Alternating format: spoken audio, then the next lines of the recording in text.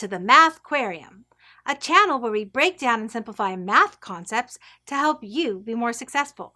If you're new here, please subscribe. And to be notified when more videos are added, ring the bell. Today, we are going to talk about 5 great math books that make perfect summer reading. These are books that you can relax with and read like a novel. Sound intriguing? Great! Let's get started!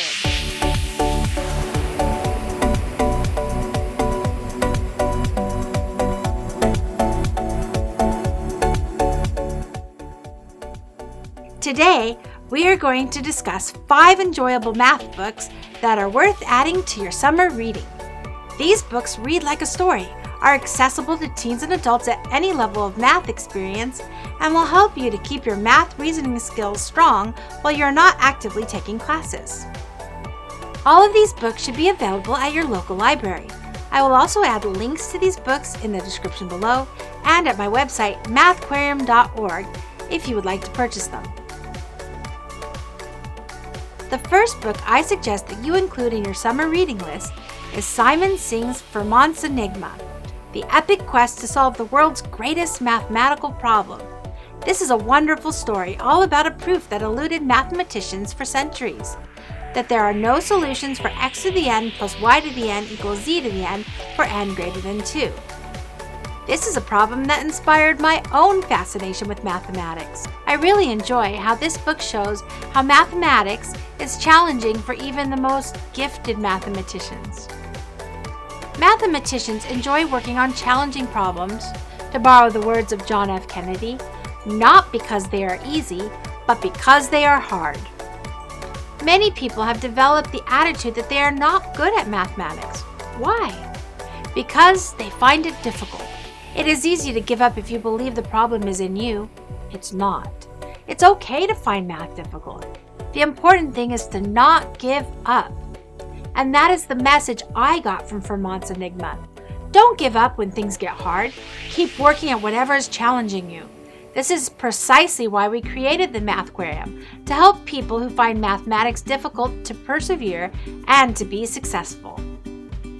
The second book I have for you to consider is The Theory That Would Not Die: How Bayes' Rule Cracked the Enigma Code, Hunted Down Russian Submarines, and Emerged Triumphant from 2 Centuries of Controversy by Sharon Bursch McGrane.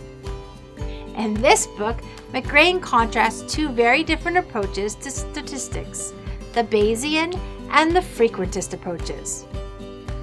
One slightly oversimplified way you could explain the difference between these 2 approaches is in how the probabilities are calculated. Frequentists calculate the probability of a sample of data given a specific hypothesis, whereas Bayesians calculate the probability of the hypothesis given a sample of data. Both approaches are useful, but there has been a lot of controversy over the years, particularly regarding the Bayesian approach. McGrane provides a fascinating account of the history of this controversy, as well as some poignant examples of how the Bayesian approach has been indispensably useful for solving some of the most challenging problems over time. Third, you might want to read the Calculus Diaries: How Math Can Help You Lose Weight, Win in Vegas, and Solve a Zombie Apocalypse by Jennifer Ouellette. This charming book by the self-proclaimed math-phobic science writer chronicles her year-long journey to learn the math that she avoided. She is funny, snarky, and informative.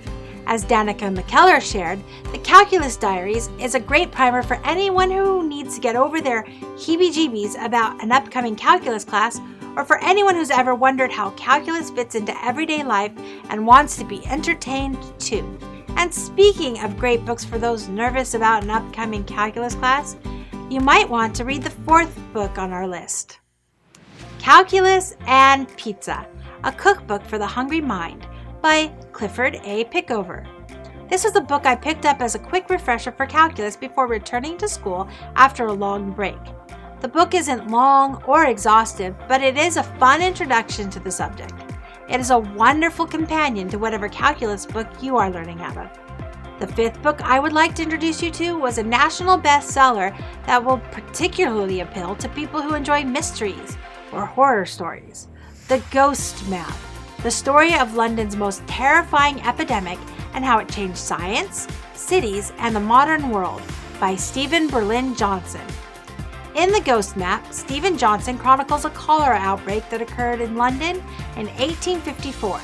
He follows the London physician John Snow and a local curate, Henry Whitehead, as they struggle to understand the source of the epidemic.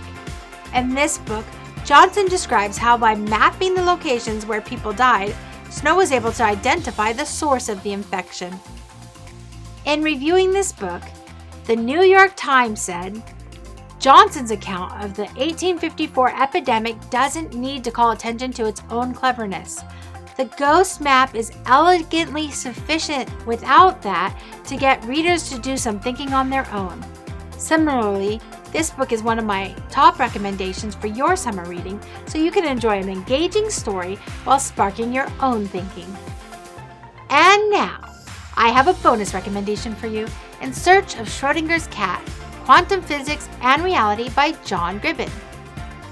This is one of my favorite books of all time, although I wouldn't really classify it as a math book. I didn't have a very good grasp on what quantum mechanics is before I read this book, and while I don't claim to be an expert, Gribben's book certainly makes it more accessible. I have never had so much fun reading nonfiction as I had while reading this book, so you might want to check it out.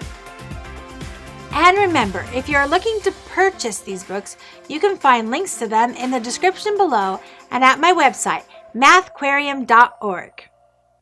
This is only a short list of books that I have found rewarding to read. What are your favorite math books? Do you recommend any math or science-related books that aren't included? Please let us know in the comments below so others can enjoy them. If you found this video useful, please like and subscribe. And to be notified when more videos are made available, be sure to ring the bell. See you next time at the Mathquarium.